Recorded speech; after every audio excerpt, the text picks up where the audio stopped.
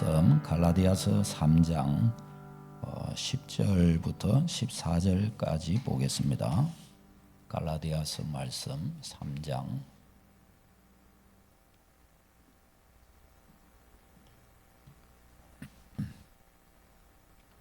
갈라디아서 3장 말씀입니다. 10절부터 14절까지입니다. 교독하시겠습니다.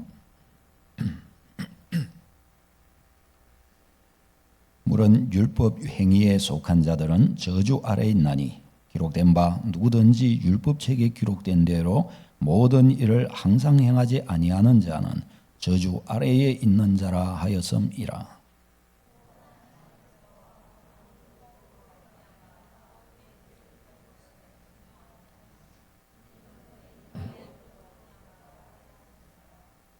율법은 믿음에서 난 것이 아니니 율법을 행하는 자는 그 가운데서 살리라 하였느니라.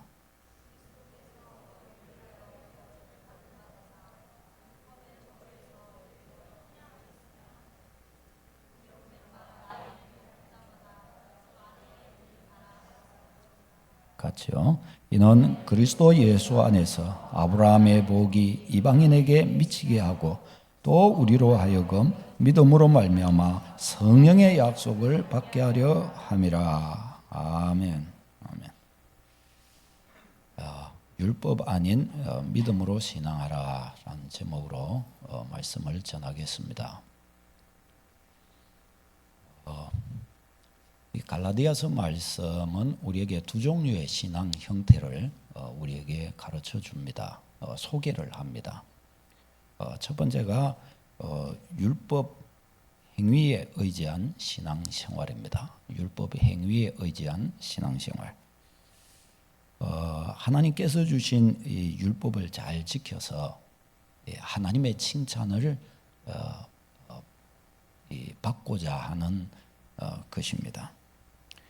그래서 이 하나님의 율법을 잘 지킴으로 해서 네가 참 옳다, 바르다 그런 칭찬을 받을 뿐만 아니라 더 나아가서는 이 율법을 잘 지키는 것으로 해서 구원도 받을 수 있다고 여기는 것입니다. 그 다음에 두 번째 신앙함의 방식이 믿음에 의지한 신앙 방식입니다. 믿음에 의지한 신앙 방식. 그러니까 이 믿음에 의지하는 누구를 믿느냐? 당연히 하나님을 믿는 것이죠. 하나님을 의지하는 것이에요. 그럼 왜 하나님을 의지하냐? 나 자신의 무능함을 봤거든요.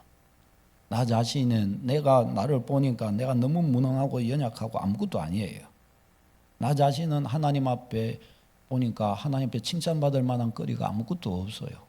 내 자신에게 뭔가 좀 괜찮은 구석을 찾아보려고 하니까 자꾸 죄만 나타나는 거야.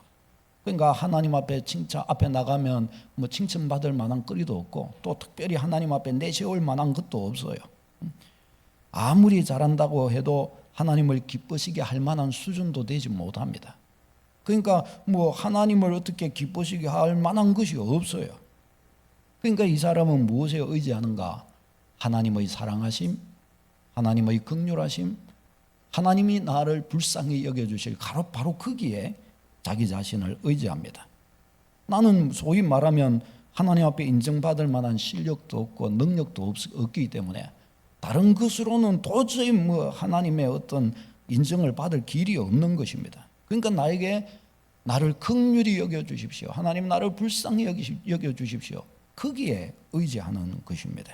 이 방법이 소위 말하면 믿음에 의지한 신앙생활입니다. 믿음에 의지한 신앙생활.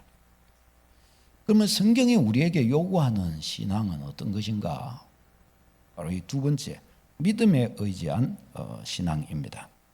왜냐하면 이 율법 행위에 의지한 신앙생활은 아무리 애를 쓰고 아무리 노력을 한다 해도 하나님이 요구하시는 그 수준에 도달할 수 없기 때문입니다. 아무리 애를 쓰기는 더 많이 씁니다. 그러나 이 결국은 저주 이상 가져오는 것이 없다고 우리에게 가르쳐 주십니다. 바울 사도는 이 갈라디아서에서 바로 이 율법 행위에 의지한 이 신앙생활을 두고서 다른 복음이라고 그렇게 말했습니다. 우리가 받은 복음, 구원받는 우리가 신앙하는, 우리를 자유케 하고 죄의 멍에를 꺾어버리는 그 신앙이 아니라는 거예요. 이건 다른 신앙이라고 그렇게 이야기를 합니다. 여기에는 저주가 있다고 말씀합니다. 그러면 이 율법 행위에 의지한 신앙이 왜 우리에게 저주를 가져오는 것일까요? 이 율법 행위는 율법 속에는 613가지의 율법 조항이 있습니다. 율법 13가지예요. 이 율법 행위 신앙은 613가지의 이 율법 조항들을 다 잘 지켜서 이것을 가지고서 하나님 앞에 옳다 인정함을 받고자 하는 것입니다. 내가 이것만 잘 내가 주소리고 지킨다면 하나님이 나를 인정해 주시고 나를 의롭다고 해 주시고 하나님이 나를 기뻐해 주실 거야. 그렇게 믿는 거예요. 그래서 이 613가지 조항들을 어떻게 해서든지 잘 지키기 위해 그는 애를 씁니다. 아주 그냥 온 힘을 다해서 그는 달려갑니다. 그런데 이 613가지 조항을 지켜야 되는데 어느 만큼 잘 지켜야 되느냐? 그게 한정이 없어요. 시험을 치면은 뭐 50점만 맞으면 된다, 60점 맞으면 된다 되는데 이게 시험을 쳐갖고 되는 그런 문제가 아니거든요. 그러니까 사실은 이 613가지의 조항을 지켜간다는 것은 이거는 그야말로 불가능한 일입니다. 불가능한 일. 그래서 이거 어느 하나라도 어떻게 해서든지 그 수준이 어느 만큼인지는 몰라도 자기가 생각할 때 그 수준에 미달하지 않도록 하기 위해서 그는 막 열심히 쫓아갑니다. 근데 막 열심히 쫓아가는데 어떻게 해요? 이게 뭐 뱁새가 황새 이거 그럼 쫓아가려고 하는 것처럼 아주 그냥 가랑이가 찢어지고 말지요. 아무리 애를 쓰고 애를 쓰지만은 내 안에서 그 족하지 못한 부족한 나를 보게 됩니다. 이 한 조항이라도 제대로 지킨다면야 그래도 뭐 그것만 가지고도 어떻게 건덕지가 될 수 있다면 좋겠지만은 전부를 다 지켜야 되는 거예요. 전부를 다. 그것도 전부를 다 완벽하게 지켜야 되는 거예요. 이 율법 행위로 산다는 것은 그래요. 그러니까 스스로 아무리 잘해도 스스로 자꾸 징계에 빠지고 맙니다. 스스로 생각할 때에 살아가는데도 조마조마합니다. 혹시나 내가 이것을 나도 모르는 사이에 어기지는 않았을까? 혹시나 나도 모르는 사이에 저것을 어기게 되지는 않을까? 아이고 어제 내가 저걸 어긴 것을 내가 아는데 오늘 하나님이 그러면 나에게 아주 진노하시지 않을까? 아이고 오늘 가다가 내가 무슨 일이 날 줄 모르니까 하나님 얼굴을 피해서 막 이리 피하고 저리 피해서 왜 징계를 받을까 봐 막 이렇게 조마조마 해요. 그러니까 그에게는 자유함이 없는 거예요. 자유함이. 무엇을 이렇게 봐도 아이고 내가 이거 어기면 어떡하지? 아이고 노이로제가 걸리는 거예요. 제가 중학교 3학년 때 이 역사 선생님이 있었습니다. 이 역사 선생님이 서울에서 기자를 하다가 오셨어요. 그러니까 기자라는 게 좀 뭔가 좀 힘이 있잖아요. 그러니까 학교에 시골 중학교에 이렇게 오셨는데 그 선생님이 근데 사람이 알고 보니까 굉장히 무서운 거예요. 얼굴 인상은 좋은데 아주 무서워요. 어떻게 무섭냐? 시험을 치고 나면은 이전 시험하고 비교를 해가지고 성적이 떨어지면 1점 떨어지는데 곱하기 10을 해가지고 맞는 거예요. 근데 85점 이상은 뭐 많든지 적든지 손 안 대고 그 밑으로 1점 떨어지면 뭐 10대 맞는 거예요. 1점 떨어지면. 그러니까 막 40대 50대 맞는 거는 부지기수입니다. 때리는데 한 번 때리는데 세게는 안 때려요. 근데 막 다다다다다닥 때리는데 맞아 보셨습니까? 저는 안 맞아 봤습니다. 저희야. 그런데 이게 맞으면은 정말 힘들어요. 애들이 맞는데 막 온몸을 비틀고 막 이 역사 시간에 옆반이 역사 시간이면은 옆방이 이제 긴장해요. 그러면 막 그 옆방에 반에 저희가 있으면 옆방에서 이제 그대로 이제 메타작이 시작되거든요. 두두두두두 하고 막 살려주세요 하는 소리가 막 옆방에서 들리고 하면 수업 듣다가 우리가 입이 새파래지는 거예요. 이래갖고 아이고 다음 시간 우리 역사인데. 그래갖고 정말 역사 시간이 일이 되면 시험 그거 가지고 체크를 하는데 막 50대 60대씩 그냥 막 맞는 거예요. 그런데 안 맞는 애들은 더 쫄리는 거예요. 다음에 떨어지면 어떡할까? 하면서 뭐 애들 친구들 맞으니까 벌벌벌 떨리는 겁니다. 그러니까 다른 시간은 안 그런데 역사 시간이 무서워요. 역사 시간이. 시험 칠 때가 오면은 다 역사책만 잡고 있는 거예요. 왜 안 맞으려고? 그것도 역사 또 쳐갖고 잘 쳐놓고도 조마조마한 겁니다. 성적이 나올 때까지 조마조마한 거예요. 85점은 넘어야 되는데 85점은 넘어야 되는데 하면서 그렇게 가는 거예요. 이게 시험 쳐가지고 인정받는다는 게 이게 참 이게 힘든 거거든요. 이게 사람이요 다른 이들로부터 평가받는다는 거 이거 굉장히 힘든 거예요. 그런 걸 의식하며 산다는 건 참 힘든 겁니다. 그러니까 우리 신앙이 이 율법 행위에 의지한 신앙이라는 것은 이런 종류입니다. 내가 율법 행위에 의지한 신앙의 스타일을 내가 이렇게 가지고 있다면 나는 틀림없이 지금 굉장히 힘든 신앙생활을 하는 겁니다. 그러니까 자유가 없어요. 두려움이 많아요. 왜 결국 그와 같이 두렵게 되는가? 결국은 이것은 저주로 빠지게 말아요. 스스로 저주에 떨어지고 말아요. 10절 말씀 읽도록 하겠습니다. 10절 말씀 시작. 무릇 율법 행위에 속한 자들은 저주 아래에 있나니 기록된 바 누구든지 율법책에 기록된 대로 모든 일을 항상 행하지 아니하는 자는 저주 아래에 있는 자라 하였습니다. 아멘. 그러니까 이 율법 행위에 의지하는 이 신앙은 그 한 613가지 조항 중에 하나라도 어기면 안 되는 거예요. 그러니까 이미 사실은 어긴 거죠. 그러니까 이미 정죄 가운데 있고 그럼에도 불구하고 어떻게 해서든지 그 하나라도 좀 잘 지켜보기 위해서 막 하니까 어떻게 해요? 조마조마한 겁니다. 그리고 자꾸 하나님의 징계가 자꾸 잘해도 그 위에 징계가 있어요. 왜냐하면 잘한 것도 있지만 어긴 것도 있거든요. 그러니까 아무리 잘해도 징계예요. 아무리 잘해도. 누가 징계를 하냐? 자기가 자기 안에서 징계를 하는 겁니다. 내가 하나님의 법을 어겼는데 이거 어떡하나? 벌써 자기 안에서 벌써 이 자기를 징계하고 있고 그리고 또 어떻게 해요? 그가 믿는 하나님이 율법신앙의 하나님이시니까 어떻게 해요? 하나님의 또 진노가 징계가 자기 위에 있음을 그는 확실히 믿어요.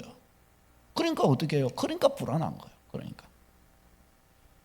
그러면 여러분 사람의 본성은 어떤 신앙에 더 가까울까요? 사람의 본성은 율법신앙에 가까울까요? 아니면 믿음에 의지하는 신앙에 가까울까요?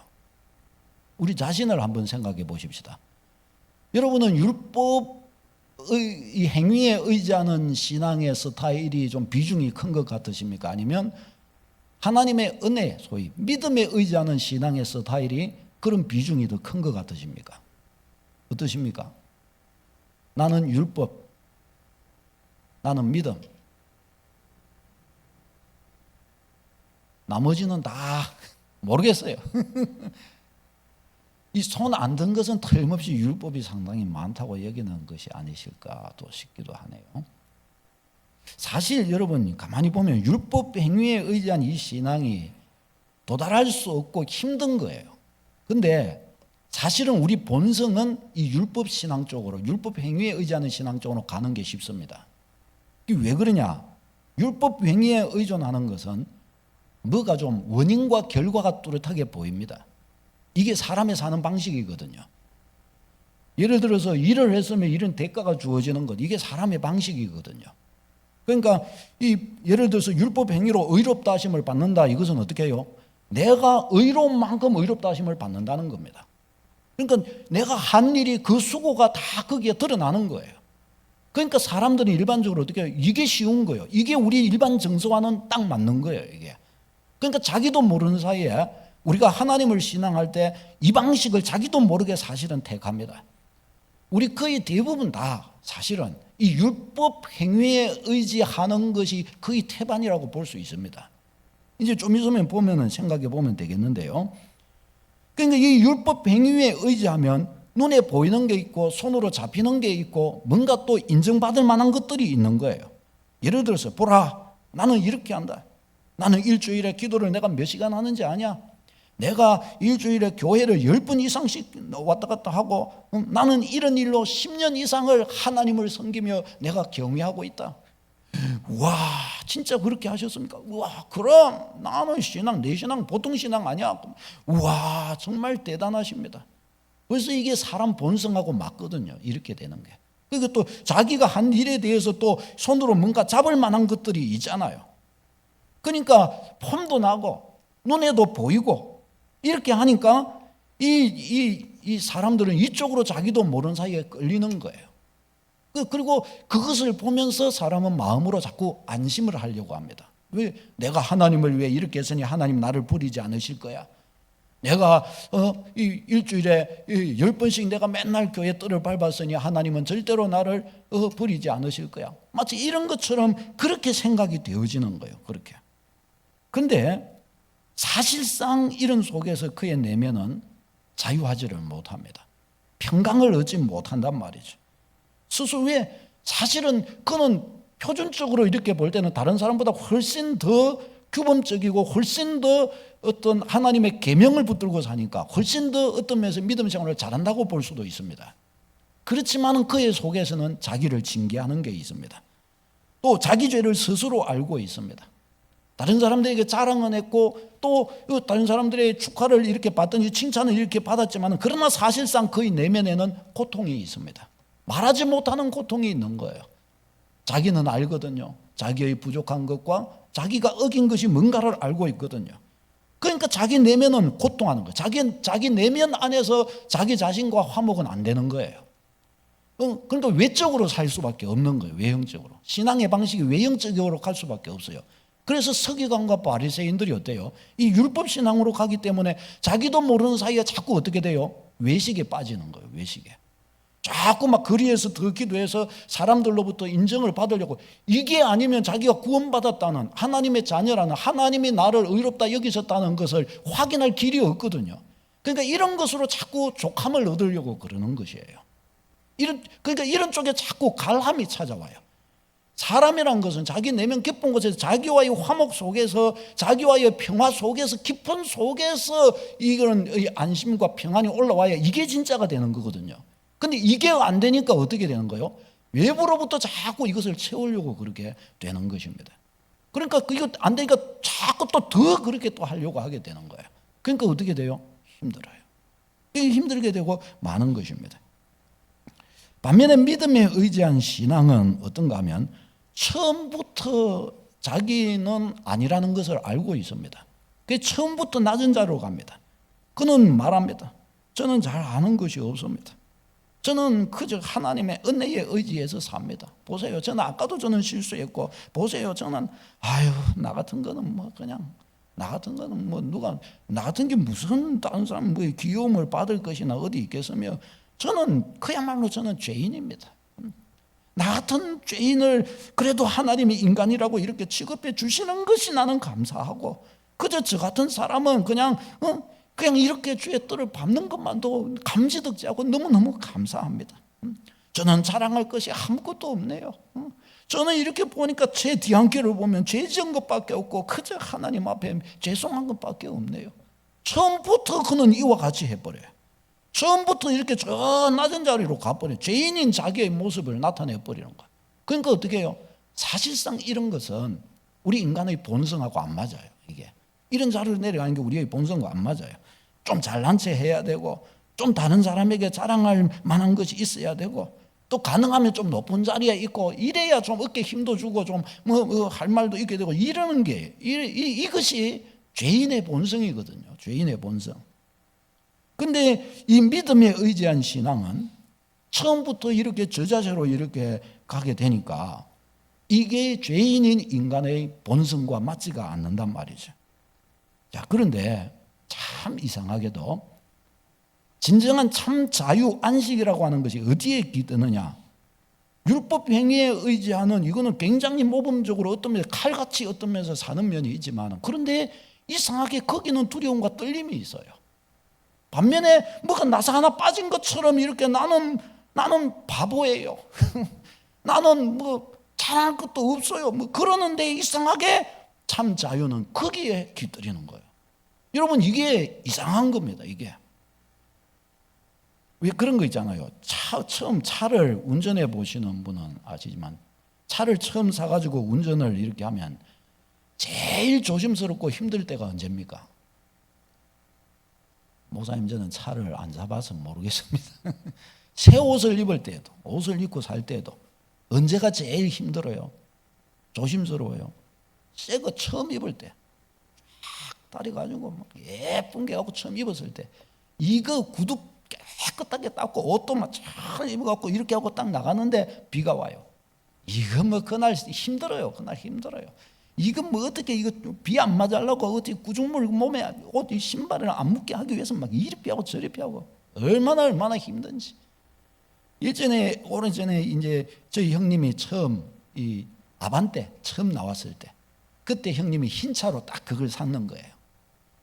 근데 저희 형님이요, 그럴 사람이 아닌데 차를 딱 이 아파트 주차장에 이리 세워놓고 집에 금방 들어왔다가 금방 없어요. 보면 그러면 차가 잘 있는가 보러 갔다 오는 거예요. 그러다가 또 새벽에도 새벽같이 일어나갖고 또 나갔다 오는 거예요. 어디 갔다 왔냐고 이렇게 물으면 차 잘 있는가 보러 왔다가 갔다 오다. 그것도 한 번 또 씩 닦고 이렇게 오는 거. 그랬다가 이렇게 봤다가 기스 조금이라도 이렇게 났으면 막 하면서 막 내가 막 힘들어하는 거예요. 그게. 그런데 이제 아주 고물되고 나니까 어떻게 해요? 오만 때만 다 끄고 다니는 거예요. 어디 걸리든지 말았든지 뭐 아무 신경도 안 쓰이는 거예요. 막 헤헤 하고. 왜? 어차피 고물이니까. 그러는 거예요. 그 사람이 그렇거든요. 그러니까 이 처음부터 저와 같이 이 믿음에 의지한 신앙은 처음부터 저와 같이 내가 죄인임을 너무나 분명하고 확실하게 알아버리니까 어떻게 해요? 뭐 더 잘해야 될 것도 없고 더 대단해질 것도 없고 남보다 더 오래질 것도 없습니다. 실수할까봐 조마조마할 것도 없습니다. 왜? 어차피 나는 베린 몸. 어차피 나는 내가 스스로 내 자신의 이 추함을 알고 있으니까 그걸 뭐 굳이 감추려야 감춰지는 것도 아니고 하나님이 다 하시는데 뭐 내가 그걸 뭐 사람한테 감춘다고 그게 뭐 될 일이겠어요? 그러니까 뭐 그럴 필요도 없고 그럴 가치도 여기지를 못하는 게 그예요. 그냥 그저 하나님 앞에 그저 나는 이런 자니까 그저 하나님 어쨌든 나 같은 자를 좀 보시고 도와주세요. 이러고 그는 있는 거예요. 그러니까 그는 인간이 가지고 있는 어떤 면에서 자질구레한 걸릴 것이 그에게는 아무것도 없어져 버리는 겁니다. 왜요? 이미 그는 이런 것들을 다 인정해 버렸기 때문입니다. 사랑하는 여러분, 나의 신앙이 율법 행위에 가까운지 아니면 믿음 신앙에 가까운지 우리는 좀 점검을 해 보아야 합니다. 율법 행위에 속하여 있어서 이런 쪽 방식의 비중을 많이 주어진 그런 신앙의 그런 방식의 신앙함의 특징이 있어요. 중요한 특징 중 하나가 참 신앙을 생활을 잘 하는데 안식이 없어요. 내게는 평안이 없어요. 하나님은 우리의 죄를 사하시고 자녀 삼아주시고 마귀의 올무에서 벗어나게 해주셨는데 분명히 예수 그리스도 인생의 답, 내 인생의 모든 무거운 짐을 지고 예수님 십자가 지셨다고 분명히 믿는데, 그렇다면 믿었으면 예수님께 내 인생의 짐은 가고 나는 예수 안에서 짐을 들어야 되는 게 분명한데 짐이 안 들어지는 거예요. 짐이. 그래서 자유가 안 와요. 나한테는 자유가 안 와요. 안식이 안 오는 거예요. 나에게는. 그는 평안하지를 못하는 거예요. 뭔가 불안, 뭔가 초조함, 뭔가에 쫓기는 것 같습니다. 왜 그거 있잖아요. 도둑은 쫓아오는 사람이 없어도 도망가는 거예요. 누가 한번 막 뛰면 자기도 모르게 같이 뛰어가는 거예요. 왜 그러냐면 혹시나 누가 잡으러 올 줄 알고 그랬다는 거예요. 자기도 모르게 뭔가에 쫓기는 거예요. 뭔가에. 율법의 요구를 다 아무리 해도 만족시키지 못하고 있는 자신을 보기 때문에 그래도 아무리 애를 써도 그래도 부족하게 보이는 거예요. 그러니까 만족시키기 위해 어떻게 해서든지 쫓아가려고 하는 거죠. 그러다 보니까 평안할 수가, 이런 방식, 이런 생각 속에서는 평안할 수가 없는 것이죠. 안 되는 거예요. 안 되는 거예요. 그는 율법의 요구를 만족시키지 못한다면 그는 하나님의 진노 아래 있다는 것을 자기는 틀림없이 믿고 있기 때문에 어째요? 그러니까 막 노심초사하여 늘 긴장할 수밖에 없는 것입니다. 그는 매우 애를 쓰지만 율법의 요구를 만족시키지 못하고 있는 자신을 보면서 좌절하고 심적으로 좌절하고 심적으로 힘들어하고 그렇게 될 수밖에 없는 것이에요. 이게 율법 요구예요. 율법 요구를 따르는 거예요. 이게 다른 사람에게는 대단한 사람이에요. 그는 왜? 그는 정말 율법 이런 것들을 갖고 딱 부러지게 막 어떻게 해서든지 사람들 보기에는 이렇게 열심히 있는 사람은 없거든요. 종교적인 그런 규범과 내용과 이런 것들이 너무 발라요. 그런데 사실상 그의 내면 깊은 속에는 비참해요.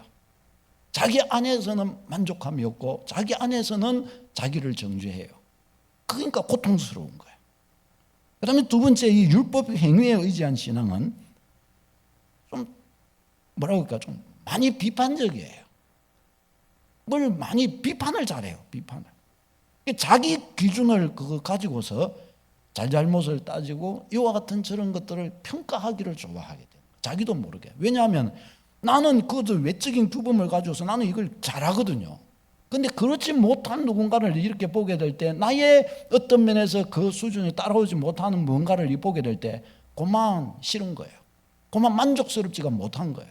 그러니까 어떻게 해요? 자기도 모르게 그와 같은 것들을 보면서 그냥 자기도 모르게 이게 판단하게 되는 거예요. 비판하게 되는 거예요. 이게 이래야 되는데 저게 저래야 되는데, 그거 다 내 생각이죠. 그렇죠? 그런데 그러나 그렇게 되고 마는 거예요. 이것은 이렇게 해야 되고 저것은 저래야 되고, 이 사람은 이것이 문제고 저 사람은 저것이 문제고, 다 그와 같이 이 판단할 것들만 그의 앞에는 있게 되는 거예요. 이런 것들이 나의 모든 어떤 그런 생활 그런 속에서 이와 같은 판단할 것들이 많다. 그러면 잘 좀 생각해 봐야 합니다. 그 다음에 세 번째, 이와 같이 삶의 주변에 판단할 것이 이렇게 많다 보니까 어떻게 해요?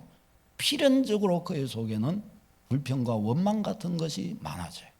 불평과 원망, 불만족함, 이런 것들이 많아져요. 그리고 그의 생각의 흐름이 부정적으로 그러니까 흐르는 경향이 많아지게 됩니다. 그쪽으로 갈 수밖에 없어지게 되는 거예요. 그러니까 어떻게 해요? 그에게 있어서 신앙이란 것은 참으로 매우 고된 노동과 같이 그렇게 여겨지게 됩니다. 그러니까 신앙 이렇게 하면, 믿음 이렇게 하면 굉장히 좀 머리가 아파요. 힘들어. 신앙생활 힘들어. 뭐 주일 교회 가서 앉아 있는 거 그게 힘들고, 그게 것이 아니라 그냥 신앙하면 힘들게 여겨지는 거예요. 왜? 막 애를 쓰고서도 따라가지 못하고 있는 나, 그렇게 자꾸 그런 방식으로 보여지니까 말이죠. 사랑하는 여러분, 한번 스스로 보시기를 바랍니다. 그러면 믿음에 의지한 신앙생활엔 어떤 특징이 있을까요? 반면에 이건 반대죠. 율법 행위에 의지한 신앙은 안식하지 못하지만 이 믿음에 의지한 신앙생활은 안식이 있습니다. 그에게는 근심할 게 없어요. 물론 뭐 좀 있기야 있죠. 그렇지만 큰 어떤 이런 삶의 전반적인 어떤 이런 것을 봤을 때 그는 근심하지 않아요. 어떤 면에서 그는 좀 상당히 좀 천하태평인 것처럼도 이렇게 좀 보일 수가 있어요. 뭔가 이 사람은 뭐 이 세상에 뭐 달관한 것처럼 뭐 하나 염려 없는 것처럼 사는 것 같아요. 그는 자기의 삶인데도 마치 자기 삶이 아닌 것처럼 삼자적인 입장에서 자꾸 자기 삶을 봐요. 예를 들어 자기 손가락이 부러졌는데 아이고 저거 어떻게 하면 좋냐고 남의 손가락 부러진 것처럼 그렇게 소위 말하면 태도를 보이는 경향이 있습니다. 어떤 일 그 앞에 놓여 있을 때도 괜찮아요. 주인이 알아서 하겠죠. 주인이 누군데요? 몰라요? 저기 계신 분이 주인인데 마치 자기 것이 아닌 것처럼, 자기 일이 아닌 것처럼 그렇게 그런 취급을 하는 거예요. 그러다가 망하면 조금 어쩌려고 그러세요? 그러니까 할 수 없죠. 그래 버리는 거예요. 그러니까 이건 어떻게, 이게 뭐야 이게? 주인이 이것을 원하지 않으시나 보죠. 그러니까 옆에 사람들 아이고 속 터져 저리 갖고 어떻게 사냐. 그런데 그 사람은 맨날 행복하게 사는 거예요. 맨날. 한 목사님이 자녀를 낳았는데 이 아이가 뇌성마비로 태어난 거예요. 뇌성마비 맞죠? 뇌성마비가 아니고 뇌성마비가 이게 뭡니까? 다운증후군이죠. 이게 된 거. 그런 거예요. 그러니까 너무 괴로운 거예요. 그래갖고 하나님께 막 기도를 했어요. 부부가 열심히 막 놓고 하나님 어찌 이런 아이를 이렇게 됐나요? 하면서 막 하나님께 기도를 이렇게 했는데 누구는 하나님께서 마음을 주셨는데 누구는 왜 그리 힘들게 사냐 그러시는 거예요. 그래서 하나님 힘들게 안 사. 그러니까 지금 애가 지금 절고 있는데 지금 어떻게 우리가 행복할 수가 있고 기쁠 수가 있겠습니까? 그러니까 하나님께서 뭐 생각하면 너 저것들 봐라. 저 다운증후군 아들 봐라. 제가 기쁜 거 같냐? 네가 기쁜 거 같냐? 제가 행복한 거 같냐? 네가 행복한 거 같냐? 가만 보니까 걔는 맨날 웃거든요. 하루 종일 그는 뭐 그림 하나 보고도 앞에 앉아갖고도 하루 종일 이래갖고 해 이래갖고 보고 있거든요. 물론 여기에는 어떤 다른 어떤 아픔이라는 게 없을 수는 없어요. 그렇죠? 근데 이 영으로 깊이 이렇게 생각하고 인생이라는 걸 이렇게 봤을 때 가만히 이렇게 보니까 자기 아들이 자기보다 더 행복한 것 같아요. 야, 그렇다면 내가 쟤를 더 염려하겠냐, 니를 더 염려하겠냐? 그러자 이분이 깨달음을 얻은 거예요. 아, 그렇구나. 그래가지고 이분이 자기 그 아들을 다른 눈을 가지고 다시 보게 되고, 하나님께서 주신 인생이라는 것과 또 그 아이가 지금 하나님께서 주신 그 아름다움을 누리고 있다는 것에 대해서 참 감사하면서, 우리가 다 똑같잖아요. 하나님께서 주신 이 땅에 낙을 누리며 살고 하나님이 주신 만큼 살고 그만큼 살다가 가는 거잖아요. 걔도 다운증후군이 좀 다른 사람보다 좀 빨리 죽어요. 그렇죠? 근데 그도 그에게 주신 동안의 삶을 낙을 살 때 어떻게 살아요? 기쁘게 그는 살다가 가는 거예요. 나도 마찬가지. 근데 나는 자꾸 힘들게 살고 있는 거예요. 뭐가 정상이란 말입니까? 정상이 뭐가 정상이죠? 그게 이상한 거란 말이죠. 이게 자기 기준인 거예요. 그게. 그러니까 사랑하는 여러분, 이 사람은, 이 근심하지 않는 이 사람, 마치 천하태평인 것 같은 이 사람은 노력하지 않는 사람도 아니고 게으른 사람도 아니에요. 다만 그는 주인이 있어요. 자기가 주인이 아님을 아는 거예요. 짐은 주인이 지는 것임을 그는 알고 있는 것입니다. 여러분, 이게 우리 믿음의 백성에게 중요한 것이에요. 여러분, 짐은 누가 져야 되는 거예요? 주인이 지는 게 짐이에요. 주인이 아니고 종이 짐을 자꾸 지면 주인이 뭐라 그러겠어요? 야, 넌 종이 왜 자꾸 주인이 져가는 거야? 응? 그리고 주인이 그러지 않겠냔 말이죠. 응? 너 자꾸 주인인 척 하지 마. 내가 주인이야. 응? 염려는 주인이 하는 거, 종은 주인이 시키는 대로 하는 겁니다. 그러니까 바로 이것이에요. 바로요. 그는 자기 위에 주인이 있다는 것을 알고 있고, 그에게 있는 그 모든 것은 주인이 그에게 맡기신 것임을 그는 알고 있습니다. 그러니까 이 모든 삶조차도, 인생조차도 자기 것이 아님을 그는 알고 있습니다. 그렇기에 그는 자기가 주인인 것처럼 하지 않고 모든 것에 대한 주재권을 주인에게로 떠넘기는 거예요. 주인에게로. 만일에 그의 인생 가운데 염려하고 근심해야 될 것이 있다고 한다면 그것은 누구의 몫이에요? 그것은 누구의 몫일까요? 다시 처음부터 시작해 볼까요? 그것은 누구의 몫이에요? 주인의 몫인 것입니다. 만일에 그것에 대한 비중을 가지고 내가 그걸 움켜잡고 그리 막 염려하고 그러고 있다면 주인이 난 거예요. 주인이 나. 내가 주인이니까 그런 거예요. 우리 그리스도인은 뭐예요? 하나님께로 던져버려야 되는 겁니다. 왜? 주인이 내가 아니니까요. 그래서 그는 근심에서 빠져나올 수가 있게 되는 것입니다. 근심에서 빠져나오니까 그는 어떻게 해요? 그는 안심하고 안식하면서 그는 살 수가 있는 거예요. 그 다음에 두 번째는 환경과 상황에 잘 요동하지 않습니다. 왜요?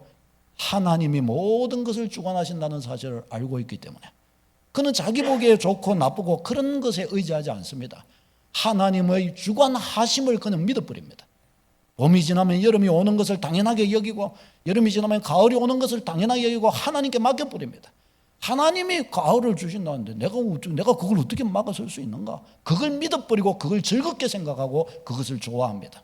하나님의 순리를 기뻐합니다. 할렐루야. 하나님의 그것을 기뻐하는 거예요. 막 사람이 왜 그거 있잖아요.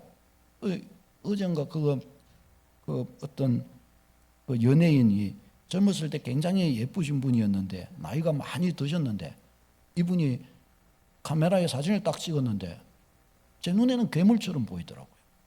여기 보톡스를 여기 많이 나왔고 이리 해갖고 요렇게 해갖고 이게 딱 나는데 해골바가지가 돼버린 거예요. 이게 표시가 요렇게 쫙 나버리니까 여러분 그거 알죠? 사진 딱 찍었을 때 그거 나오는 거.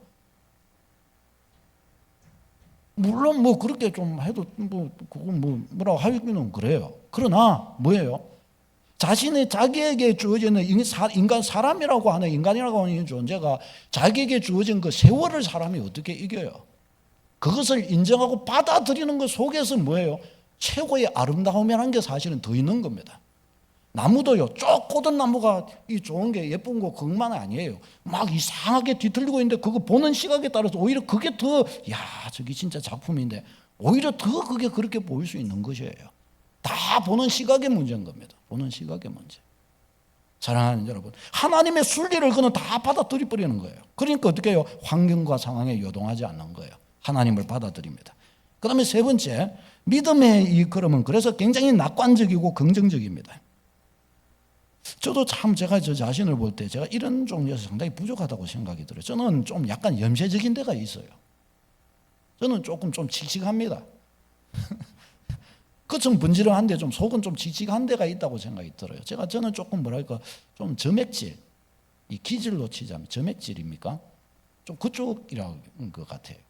그러니까 저도 좀 모르는 사이에 좀 그래요. 저는 좀 뭔가 좀 이렇게 고독한 약간 그런 것이 오히려 더 편해요. 좀 막 여러 사람 막 있고 이러면은 정신이 사납고 그냥 혼자 조용히 이래 갖고 있으면은 그냥 좋고 여러 사람이 막 이야기 나누고 있을 그 뭐에 옆에 혼자 떨어져서 왕따가 돼 가지고 있을 때 그때가 평안해요. 그때 그러니까 좀 그렇죠. 그러니까 이런 측면에서는 저도 뭐 배워야 될 게 말씀 따라 누려야 될 게 너무 많은데 이게 낙관적이고 긍정적임이 많아요. 왜? 자기 하나님이 전능하신 분이시니까. 내가 믿는 하나님이 전능한 분이시기 때문에 하나님을 기대합니다. 하나님을 의뢰합니다. 하나님께 맡깁니다. 하나님께서 내게 해주실 게 너무 많다는 사실을 압니다. 하나님 안에서 그는 자유가 있고 기쁨이 있습니다. 그 속에 그는 기쁨을 누리고 그에게는 감사한 것들이 많아요. 하나님 이것도 감사하고 저것도 감사하고 저것도 감사하고 자꾸 감사할 제목들이 생기는 거예요. 하나님 나는 이것밖에 안 되는데 어떻게 하나님 나에게 이렇게 은혜를 주십니까? 그는 주님의 주인 되심이 너무 감사하고 신뢰가 되는 거예요. 주님의 주인 되심을 너무너무 신뢰해요. 자꾸 하나님께 맡기고 의지합니다. 믿음으로 산다는 것은 그에게 있어서 너무 쉬운 것입니다. 믿음으로 산다 이러면 막 가슴이 자꾸 북받쳐 오르며 하나님 앞에 간다 이렇게 하면 자꾸 막 기대가 되는 거예요. 하나님이 오늘 뭘 주실까? 나같이 이 부족한 자를 자녀 삼아 주신 하나님 아버지께서 독생자까지 아낌없이 주신 나의 하나님 아버지께서 나에게 또 오늘은 또 어떤 것으로 내게 내 영혼을 만족케 하시고 나로 하여금 힘이 있게 해주시고 나로 하여금 또 담대하게 일어설 수 있게 해주실런가? 하나님이 그냥 기대가 되는 거예요. 이게 믿음에 의지한 신앙생활입니다. 여러분의 자신을 이렇게 놓고 볼 때 어느 쪽에 좀 많이 기울어 있으십니까? 여러분 나의 신앙, 주님께서 우리에게 주신 신앙이 우리를 기쁘게 하고 행복하게 하는 것입니까? 아니면 힘들게 하는 것입니까? 우리에게 기쁨과 생명과 자유를 주려고 믿음을 주신 겁니다. 할렐루야. 그러니 이 믿음 안에서 우리는 최고로 복된 자로 우리는 서가도록 해야 하는 것입니다. 자, 어떻게 이 믿음으로 하는 신앙생활의 자리로 갈 수 있을까요? 어떻게? 크게 두 가지를 이야기를 드리기 원합니다. 첫 번째는 나 자신을 받아들이는 겁니다. 이게 좀 어떤 나 자신을 받아들인가 하면 나 자신의 무능력함과 어리석은 것과 죄인된 것을 인정하고 받아들이는 겁니다. 자꾸 어리석지 않기 위해 애쓰지 마십시오. 한번 따라서 해보십시오. 나는 어리석다. 나는 죄인이다. 우리 옆에 분에게 이야기해 보십시오. 옆에 분을 다 보고서 제가 좀 바보스럽습니다. 이야기해 주세요. 제가 좀 바보스럽습니다. 진심으로 이 말을 하신 분은 지금부터 자유가 찾아올 줄로 믿습니다. 뭐 특별히 잘 보일 것 없어. 여기에 뭐 고춧가루 하나씩 묻어도 눈곱자기 하나 붓고 머리 부지부지 이렇게 했어도 괜찮다고 여깁니다. 그러나 손톱만큼도 내가 실수를 안 해야지 이렇게 생각한다면 여기 고춧가루 하나 묻는 건 남한테 보였다. 큰일 나는 겁니다. 그거는 막 그저 죽기보다 싫은 겁니다. 그러니까 힘들어요 사는 게. 그냥 고춧가루 하나 묻어도 될 줄로 믿습니다. 그런 거예요. 나는 부족합니다. 나는 부족합니다. 나의 무능과 나의 어리석음과 나의 죄인된 것들을 그냥 공적으로 인정을 하는 겁니다. 공적으로. 내 속에서만 인정하지 말고 다른 사람들한테 말하기 시작해야 됩니다. 내가 좀 나사가 하나 좀 빠진 것 같이 내가 좀 그래요. 미안합니다. 벌써 딱 그것부터 벌써 하는 거예요. 그래서 다른 사람들에게 나의 죄를 구하며 용서를 구하고 이런 것들이 이런 측면에서 굉장히 유익한 겁니다. 굉장히 유익해요. 서로 보면서 먼저 저는 지금은 그래도 조금 덜한데 제가 이 총각 때랑 이런 식으로 왜 연애를 제가 못했던 이유가 뭔가 하면 물론 저희 아내를 만나기 위해서 그런 것도 있지만은 제가 너무 완벽주의였기 때문입니다. 제가 지나 보니까 그렇더라고요. 제가 너무 완벽주의이기 때문에 사람들이 나한테 근접을 못하는 거예요. 왜? 냉혈한처럼 보이기 때문에. 속은 따뜻한데 냉혈한처럼 보이는 거예요. 왜? 철벽을 쳐놓기 때문에. 이게 안 돼요. 견고한 진이 저한테 딱 이렇게 있어가지고 이게 안 되는 거예요. 이게 안 무너지는 거예요. 이게 그게 안 되더라고요. 이게 그때는 몰랐어요. 그런 것인 줄. 근데 그렇게 되고 마는 겁니다. 사랑하는 여러분, 오늘 우리의 삶의 문을 열어서 완벽해지지 말고 뭔가 좀 질질질 좀 흘리고 다니는 은혜가 있기를 바랍니다. 아니, 내가 자신이 그런 사람이라는 사실을 그냥 인정해 버리시기를 바랍니다. 여러분, 하나님께서 율법을 왜 주셨을까요? 율법을. 사실은 믿음의 조상인 아브라함한테는 율법을 안 주셨어요. 그때는 율법이 없었어요. 근데 이 율법이라는 게 저 뒤에 모세의 때에 하나님께서는 막 이 613개 조항을 막 주셨는 거예요. 엄청난 이 조항들을 주신 거예요. 힘들게. 근데 믿음의 조상은 아브라함이에요. 모세가 아니고. 아브라함한테는 하나님께서 그 요구하시는 거 그냥 믿기만 하라고 그러시고 하나님이 일방적으로 막 약속을 주셨어요. 근데 모세한테는 어떻게 해요? 하라는 게 얼마나 많은지 613가지 조항을 주고 이거 지키라고 그렇게 하나님께서는 말씀을 하셨습니다. 왜 이렇게 많은 것을 모세한테는 이렇게 주셨을까요? 그것은 너희 자신이 어떤 존재인가를 알라고 주신 거예요. 너희 자신이 어떤 존재인가. 어떤 존재냐? 너희는 의인이 아니라는 것입니다. 하나님의 도우심이 없으면 100% 멸망한다는 사실을 알라는 겁니다. 하나님의 인생을 향하신 요구와 수준이 어느 정도인가를 이 율법 613개 조항에 하나님은 보여주셨어요. 심어주셨어요. 내가 너에게 요구하는 바가 이 정도다. 너 이거 할 수 있겠냐? 하나님은 그렇게 물으신 거예요. 근데 이 613가지의 조항을 지키면서 어떻게 하는 거예요? 뭐 그 수준에 도달을 못하는 거예요. 아무리 애를 써도 그 소원에 도달을 못하는 거예요. 그러니까 어떻게 해요? 그 하나라도 제대로 하나님의 요구에 만족시키지 못하고 있는 자기를 보면서 가슴을 치라는 겁니다. 자신의 무능함을 보라는 겁니다. 온 마음으로 그래서 자기의 무능함을 읽고 하나님의 도우심 앞으로 그래서 나오라는 겁니다. 그거 아니면 답 없는 걸 네가 보라는 겁니다. 그래서 율법을 주신 거예요. 그 갈라디아서 3장 23절 24절에 그래서 이렇게 말씀해요. 같이 읽겠습니다. 주보를 보고서요. 시작. 믿음이 오기 전에 우리는 율법 아래에 매인바되고 계시될 믿음의 때까지 갇혔느니라. 이같이 율법이 우리를 그리스도께로 인도하는 초등교사가 되어 우리로 하여금 믿음으로 말미암아 의롭다함을 얻게 하려 함이라. 아멘. 믿음이 오기 전에 율법 아래에 매인바 되었다라고 말씀합니다. 그 율법이 우리를 그리스도께로 인도하는 초등교사, 이게 보모라고 말해 볼 수가 있겠어요. 율법이 우리를 예수님께로 필연적으로 인도해 간다는 겁니다. 왜냐? 율법 안에서 나의 무능과 죄인됨과 하나님의 진노가 내 위에 있음을 나 자신으로 보게 만드시는 거예요. 그러니까 어떻게 해요? 나를 건져줄 분한테로 가려고 찾아가도록 그렇게 나를 안내해 준다는 거예요. 나를 건져줄 분이 아무리 찾아도 누구밖에 없어요? 날 위해 십자가 지신 예수님밖에 없는 거예요. 그러니까 이 율법은 우리를 예수님께로 안내하는 역할을 한다는 겁니다. 이렇게 말해요. 진짜 참으로 우리가 여러분 참으로 이 믿음으로 우리가 살기 위해서는, 믿음으로 잘 살기 위해서는 어떤 면에서는 율법의 강을 건너야 됩니다. 율법의 강을. 소위 말하면 율법의 정죄를 받아야 돼요. 율법의 정죄를 받아서 소위 말하면 내 내면은 어떤 면에서 만신창이가 되어야 합니다. 자기 입에서 말이 나와야 됩니다. 나는 답이 없는 자구나. 나는 왜 이렇게 악하고 나는 왜 이렇게 무능하단 말인가. 이 말이 자기 속에서 탄식이 나와야 됩니다. 나는 정말 답이 안 나오는 사람이구나. 네? 로마서 7장에 보면 바울 사도가 말해요. 오라 이 사망의 몸에서 누가 나를 건져내랴. 7장에서 그리가고 8장으로 넘어가면서 바로 어떻게 해요?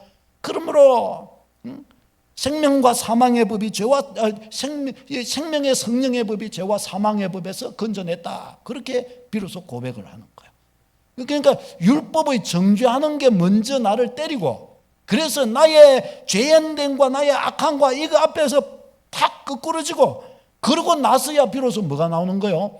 예수의 구원이 나오는 거예요. 예수의 구원이. 여기 앞에서 율법의 정죄 앞에서 끄꾸러지지를 않으니까 어떻게 해요? 예수의 구원이 안 나오는 겁니다. 믿음이라는 것은 다른 말로 얘기하자면 뭐예요? 하나님께 나를 내 힘으로는 안 되니까 하나님 나를 좀 도와주세요 하는 게 믿음입니다. 하나님 나를 좀 붙들어 주세요. 나는 죄인입니다. 나는 망합니다. 그러니 하나님 나를 도와주세요. 이게 믿음이에요. 우리가 하나님을 믿는다 할 때 이게 믿음, 그 믿음입니다. 그런데 믿는다고 하지만 뭐가 안 나오는 거예요? 그 자세가 안 나오는 거예요. 나는 아직 죄인이 아니기 때문에, 아직 나에게는 가능성이 있기 때문에, 아직 나에게는 뭔가 내놓을 만한 것이 있기 때문에 그는 믿는다 하지만 그 믿음은 진짜 나 자신 나는 아무것도 아니에요, 하나님 나 좀 도와주세요는 그것이 나오지를 못하게 되는 것입니다. 성경이 우리에게 알려주는 믿음의 방식은 그래서 우리에게 이 천국에 대한 가르침 그 속에 나와요. 마태복음 13장 44절 46절 우리 주보를 보고 읽겠습니다. 시작. 천국은 마치 밭에 감추인 보화와 같으니 사람이 이를 발견한 후 숨겨두고 기뻐하며 돌아가서 자기의 소유를 다 팔아 그 밭을 사느니라. 또 천국은 마치 좋은 진주를 구하는 장사와 같으니 급히 값진 진주 하나를 발견하며 가서 자기의 소유를 다 팔아 그 진주를 사느니라. 아멘. 천국의 특징을 이 밭의 비유와 진주, 값비싼 진주의 비유로 말씀을 하십니다. 특징이 뭐예요? 모든 것을 팔아 그걸 샀다는 거예요. 모든 것을 팔아. 왜요? 거기서 진짜 값어치 있는 걸 발견했기 때문인 겁니다. 이게 어떻게 하면 우리도 우리 인생에서 이 진주가 뭐예요? 예수 그리스도 복음 아니에요. 예수 그리스도. 응? 내 전부를 팔아서 예수 그리스도를 사는 사람은 왜 그렇게 하겠어요? 이유는 딱 하나입니다. 율법의 진노와 저주 아래 떨어져 있는 나를 보기 때문에. 아멘입니까? 아무런 답이 없고 그 어떤 것으로도 구제할 수 없는 나인 것을 봐야 본 사람만이 어떻게 해요? 모든 것을 들여서라도 이 보화, 예수 그리스도 보화를 사는 겁니다. 왜? 구원받을 게, 건진받을 게 그밖에 없기 때문에. 나를 위해 십자가 지신 이는 예수님밖에 없기 때문에 누가 뭐라고 해도 이와 같이 될 수밖에 없는 것입니다. 자기에게는 답이 없음을 보기 전까지는 아무리 참되게 하나님을 의지하려고 한다 해도 사실은 의지하는 거 아닙니다. 자기를 신뢰하고 있는 것입니다. 그러니까 하나님은 그의 무능함을 알게 하려고 하시는데 자꾸 자기는 무능하지 않다고 그러는 거예요. 하나님은 그를 자꾸 그 자신이 무능하며 그것을 인정하기를 바라셔서 하나님은 자꾸 그를 고난 가운데로 몰아가시고 그를 자꾸 내려누르시는데 자기는 절대로 나는 그런 거 아니다. 나는 능력 있다. 나는 힘 있다. 이러면서 자꾸 자기는 일어나려고 그런 거예요. 그러니까 어떻게 해요? 깨지지를 않는 거예요. 깨지지를 않아요. 그러니까 어떻게 해요? 계속 힘들 수밖에 없는 겁니다. 회개의 축복이 일어나는 은혜가 있기를 바랍니다. 하나님 앞에 거꾸로 주는 여러분 되시기를 바랍니다. 그 다음에 두 번째가 뭔가 하면은 첫 번째가 자기의 무능과 어리석음을 그냥 팍 인정해버리는 것이고 그 다음에 두 번째는 그렇기 때문에 이제 어떻게 해야 되는 거예요? 하나님께 나 좀 불쌍히 여겨달라고 자꾸 간청하는 겁니다. 하나님 아니면 나는 답이 없습니다. 하나님 나를 불쌍히 여겨주세요. 이 자세로 하나님 앞으로 나가는 겁니다. 다시 봅시다. 하나님 나를 불쌍히 여겨주세요. 이게 뭐라고요? 이게 믿음인 거예요. 이게 신앙인 거예요. 이게 하나님이 우리에게 요구하시는 신앙이라는 게 이런 겁니다. 그러니까 믿게 되는 자리는 뭐 대단히 폼난 자리도 아니고 대단히 멋진 자리도 아니에요. 나 자신에게 아주 실망하고 나 자신에게 아주 절망하고 나 자신의 그 무능한 줄을 아는 그 순간에 진짜 믿음은 시작되는 겁니다. 그 자리에서 시작되는 것입니다. 그래서 내 무능한 줄을 아는 그 순간에 믿음이 나타납니다. 믿는다는 것은 나의 무능함을, 나에게 답이 없음을 인정하는 것이고 그렇기 때문에 답이 있으신 주님 그분께로 가는 것이 믿음입니다. 그 이유에서 주님께 가는 것입니다. 액세서리 하나 더 달기 위해 주님께 가는 것이 아닙니다. 나에게는 아무런 답이 없기 때문에 내가 살 길은 오직 예수 그리스도 저분밖에 없고 나에서 그분한테로 쫓아가는 겁니다. 그 자세를 가지고 나는 주님께 의지합니다. 이때 주님이 찾으시는 믿음이 나오는 겁니다. 이 믿음이 그를 구원하게 될 줄로 믿습니다. 이렇게 주님 앞에 나가면 그것을 하나도 잃어버리게 되지 않고 주님은 절대로 그를 놓지 않으신다고 성경은 우리에게 가르쳐 줍니다. 마태복음 20장 30절 31절에 바로 이와 같은 믿음의 표본이 나옵니다. 이 복음서에 보면 다 이 표본을 말씀해요. 우리 같이 읽어보겠습니다. 시작. 맹인 두 사람이 길가에 앉았다가 예수께서 지나가신다 함을 듣고 소리질러 이르되 주여 우리를 불쌍히 여기소서. 다윗의 자손이여 하니 무리가 꾸짖어 잠잠하라 하되 더욱 소리질러 이르되 주여 우리를 불쌍히 여기소서. 다윗의 자손이여 하는지라. 아멘. 지금 이 맹인 두 사람이 가는데 사람들이 지나가는데 거기서 막 다윗의 자손이여 불쌍히 여겨주소서. 왜 이렇게 소리 지를까요? 왜? 부끄럽도 않나? 예? 사람들 다 쳐다보는데 에이그 저 사람들은 맹인인데 사람들 쳐다보는지 안 보는지도 몰라요. 그러니까 막 지 맘대로 저렇게 소리 지르죠. 그런 겁니까? 뭐 때문에 이 사람들이 이렇게 소리 지릅니까? 부끄러움도 무릅쓰고 사람들이 조용히 하라고 막 욕도 하고 이러는데 왜 그런 것 아랑곳하지 않고 왜 다윗의 자손이 하면서 이렇게 부르짖어요? 살라고 그런 거예요. 살라고. 살라고 그런다니까요.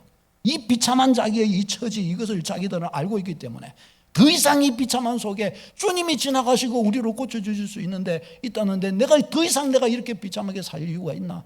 그러니까 모든 것을 던져놓고 뭐 자존심이고 뭐고 필요 없어요. 다윗의 자손이여 나를 불쌍히 여겨주십시오 하고 이 앞에 엎드리는 거 엎드려. 거꾸러져. 그 주님이 어떻게 해요? 건져주시는 거예요. 그 사람 뭘 해주기를 원하느냐? 주여 보기를 원하나이다. 네 믿음대로 될지어다. 주님이 찾으시는 믿음이 이러합니다. 뭐 성경 복음서에 나오는 모든 게 그래요. 마가복음 7장 가나안 여인 있지요. 자녀의 떡을 개에게 주는 것이 마땅하지 않다. 이러니까 어떻게 해요? 주여 개들도 자기 주인의 땅에 손에 이 상에서 떨어지는 부스러기를 먹고 사나이다. 여인아 네 믿음이 크도다. 예수님이 그러시잖아요. 예수님 그저 주님 앞에 가고 꿇어 엎드리는 거예요. 그저 주님 앞에 가고. 믿음이 뭐예요? 이런 겁니다. 믿음은 확신이 아니에요. 믿으면 나에게는 답이 없습니다. 주님 나에게는 주님이 답이에요. 나한테 주님 나를 도와주셔야 됩니다. 이게 믿음입니다. 그 자세로 나가면 주님으로부터 놀라운 선물이 있을 줄로 믿습니다. 이렇게 나아가는 그 속에 자유가 있고 그 속에 참 안식이고 그 속에 구원의 강력한 증거가 나타나게 되는 것입니다. 이 믿음의 자리에서 주님을 만나고 고백하고 승리하는 여러분 되시기를 축원합니다. 기도하겠습니다. 우리